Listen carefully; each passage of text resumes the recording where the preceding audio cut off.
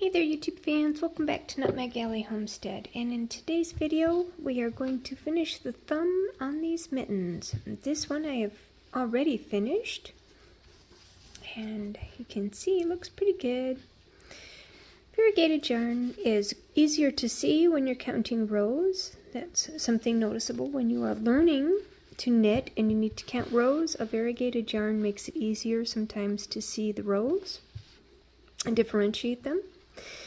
And this is Red Heart Super Saver Jumbo skein. It's originally a 10 ounce and the color is Mirage. And I am going to start off by picking up the stitches on this stitch holder, aka safety pin. I use a safety pin because it's small and it's only 13 stitches and it's easier to work with and it's not bulky like some stitch holders. And you slip the stitch as if to purl, and you just slip them from your safety pin, aka stitch holder, onto your double point needle. I'm using size 4 double points.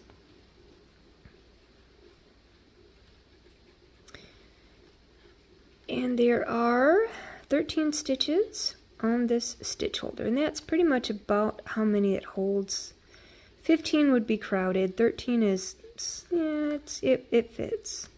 That's why I use a safety pin, because it's just the right size for what I need.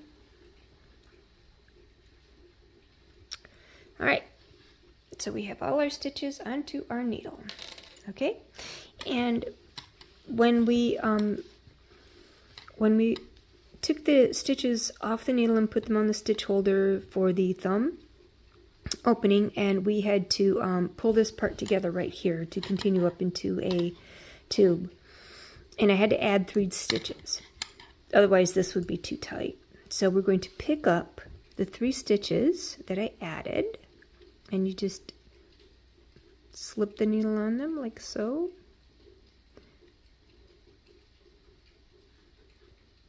And there's 3 stitches being picked up along that back side.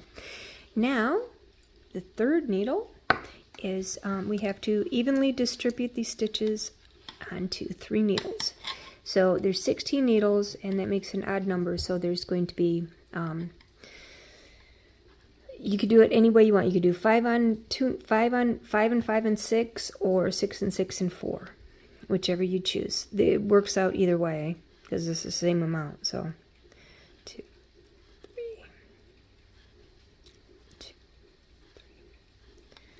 Alright, now we transfer the stitches we just transferred, and we transfer them again onto this back working needle.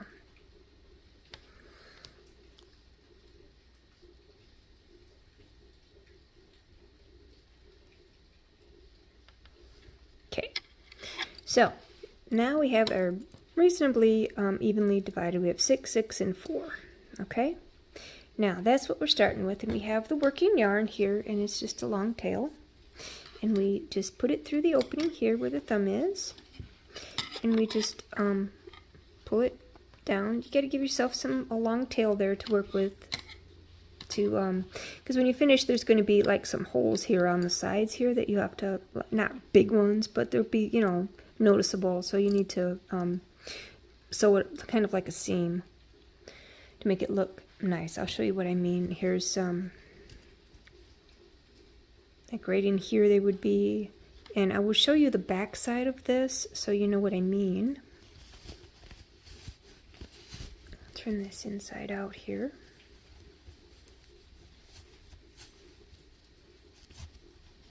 Okay, now you can see here where I had to sew up this little spot here, because there's a little hole there where it, no matter what you do, you're not going to get it perfect because it's just the nature of the pattern, I think.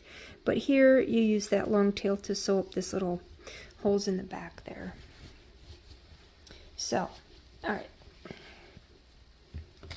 you take the working yarn, the working needle, excuse me, and the working yarn in the right hand, and you just start to knit. The first stitch, the first row, now this is a loose thread yarn, So you have to make sure that is pulled tight. And even if you do, there's going to be like some space there.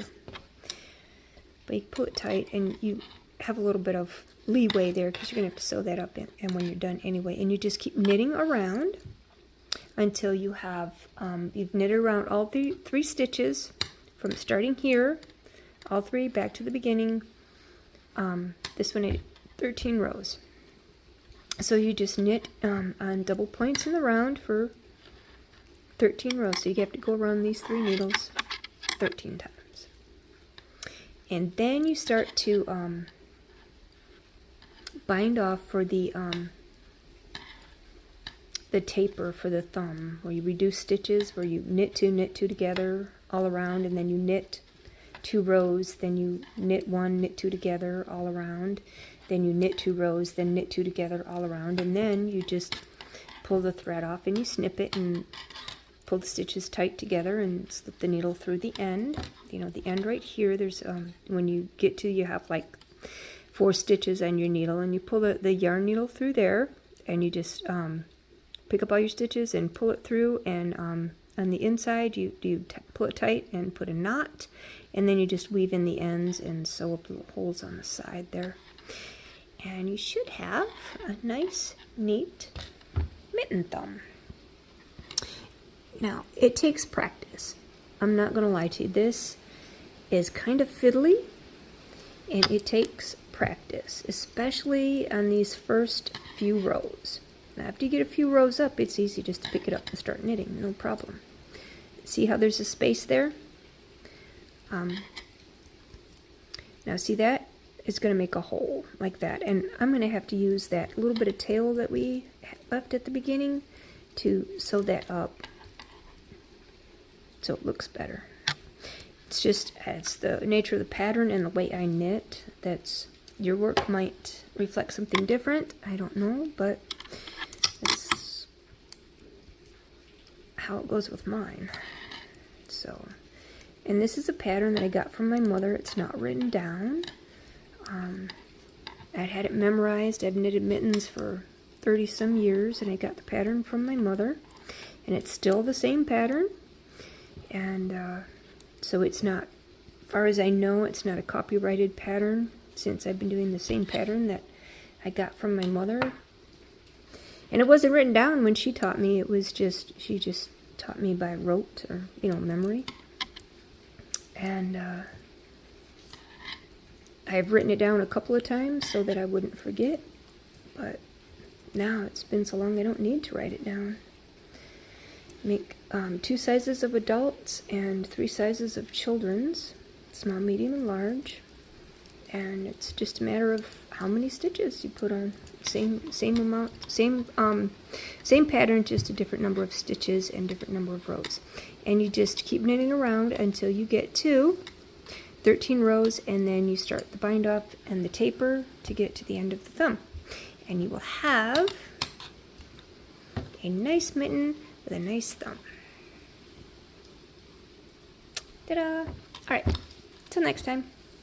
Thanks.